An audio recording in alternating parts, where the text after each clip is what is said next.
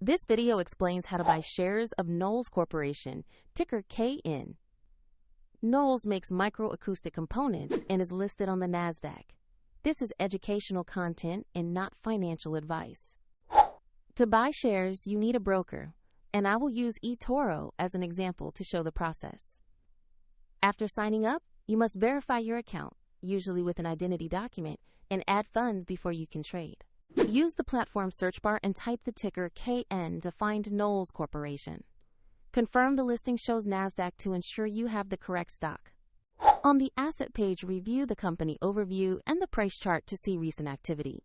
Make sure the page explicitly identifies Knowles Corporation and the KN ticker before proceeding. To invest, click the Buy or Trade button, enter the amount you want to allocate, then review the order details and confirm.